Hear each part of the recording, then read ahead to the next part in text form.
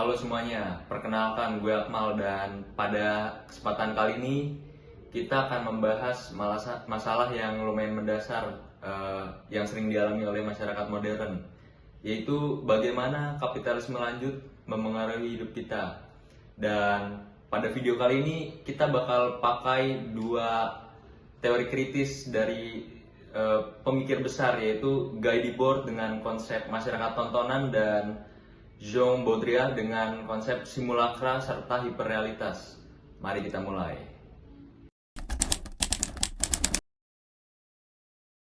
Kapitalisme lanjut, atau yang sering disebut juga sebagai kapitalisme pasca industri, adalah tahap perkembangan kapitalisme di mana fokus ekonomi bergeser dari produksi barang ke konsumsi barang dan jasa.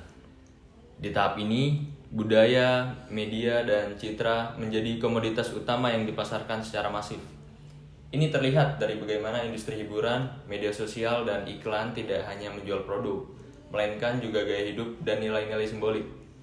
Sebagai contoh, konsumsi barang mewah seringkali dimotivasi oleh keinginan untuk memperoleh status sosial, bukan semata-mata kebutuhan fungsional. Hal ini menunjukkan bahwa kapitalisme lanjut tidak hanya beroperasi di level ekonomi, tetapi juga memengaruhi cara kita memahami identitas dan relasi sosial. Nah, di sini masalahnya muncul. Dalam kapitalisme lanjut, masyarakat modern dipaksa untuk membeli produk yang sebenarnya kita tidak butuhkan secara fungsional. Tetapi citra yang digambarkan dalam produk tersebut dapat menaikkan status sosial kita seperti barang-barang mewah. Dan banyak juga komodifikasi hal-hal yang demi menopang citra yang kita butuhkan sebagai manusia modern. Guy Debord dalam bukunya The Society of the Spectacle yang diterbitkan tahun 1967 menjelaskan bahwa masyarakat modern telah berubah menjadi masyarakat tontonan. Apa maksudnya? Menurut Debord, kehidupan kita saat ini didominasi oleh citra dan representasi yang diciptakan atau dikonstruk oleh media.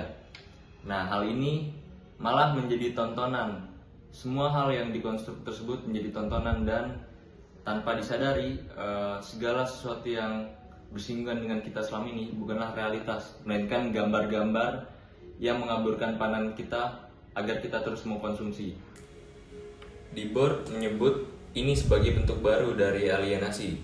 Kita tidak lagi berhubungan dengan pengalaman nyata, melainkan dengan citra-citra yang disajikan oleh kapitalisme. Contohnya, media sosial. Banyak dari kita mengejar validasi melalui like dan komentar, dan lupa pada hubungan sosial yang otentik. Contoh konkret lain dari masyarakat tontonan, yaitu mungkin gue sendiri. Gue bisa jadi merupakan bagian dari masyarakat tontonan. Ya, cerita sedikit, sekitar 2 atau 3 tahun lalu gue pernah diajak oleh seorang kawan untuk ikut dia ke Blok M, menemui beberapa kawannya di sana. Nah, yang kita tahu sendiri, Blok M adalah tempatnya anak-anak skena yang suka pakai kaos band, nonton gigs di M Block Space dan lain-lain lah. Dan gue untuk datang ke sana menyiapkan sesuatu, yaitu membeli baju ini. Tujuan gue membeli baju ini dengan harapan ketika mereka notice atau menyadari bahwasanya oh, si Akmal pakai kaos Burzum, mereka akan memvalidasi gue untuk masuk ke lingkungan mereka.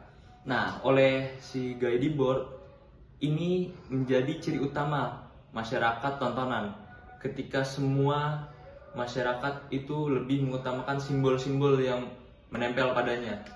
Mereka saling mempertontonkan simbol-simbol ini. Dan sampai-sampai ada fenomena di mana ketika seseorang tidak mempunyai simbol untuk dipertontonkan, dia cenderung terasing atau malu untuk masuk ke lingkungan yang saling mempertontonkan simbol tersebut. Ya, terlepas dari baju ini KW atau mahal, tapi gue tetap beli karena dengan niatan agar gue itu bisa diterima di lingkungan skena tersebut. 2 dekade setelah Debord, Jean Baudrillard mengembangkan gagasan yang lebih radikal.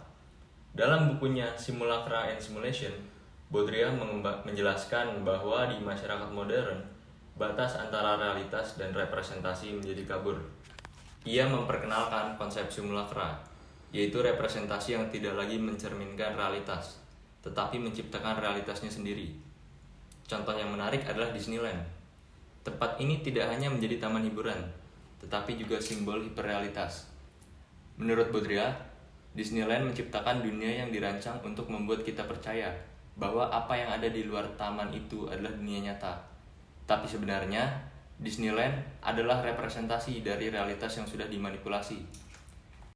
Lebih jelasnya, Walt Disney ketika merancang atau membuat Disneyland, itu beliau mengambil referensi dari dunia nyata. Semisal bentuk kastil. Beliau itu masih mengambil referensi dari kastil dunia nyata ketika zaman feodal. Dan contoh lain seperti karakter Mickey Mouse itu mengambil referensi dari tikus di dunia nyata. Nah, ini mengalami proses reproduksi dari bentuk konkret kastil ataupun tikus di dunia nyata, lalu direproduksi menjadi bentuk kartunnya, kastil di Disneyland dan Mickey Mouse dalam kartunnya. Lalu bentuk absurd ini yang ada di televisi kita tonton diubah lagi menjadi bentuk konkret, yaitu Disneyland di dunia nyata yang ada di Singapura dan Amerika. Kita bisa bertemu secara langsung dengan Mickey Mouse sebagai maskot atau badut di situ, dan kita juga bisa merasakan pengalaman berada di Disneyland di dunia nyata. Itu merupakan contoh lebih jelas terhadap konsep hiperrealitas. Dalam kondisi ini, simulasi yang menjadi lebih nyata daripada realitas itu sendiri membuat kita sulit membedakan mana yang asli dan mana yang tidak. Sama seperti di Baudrillard mengkritik bagaimana kapitalisme modern mengkontrol kita. Bedanya, Baudrillard mengatakan bahwa di era ini kita bahkan tidak bisa membedakan mana yang nyata dan mana yang hanya ilusi. Lalu, apa dampak dari masyarakat tontonan serta hiperrealitas ini pada hidup kita? Yang perlu kita sadari, yang jelas kita akan semakin teralienasi. Hubungan kita sehari-hari dengan orang lain seringkali dimediasi oleh teknologi, bukan interaksi langsung.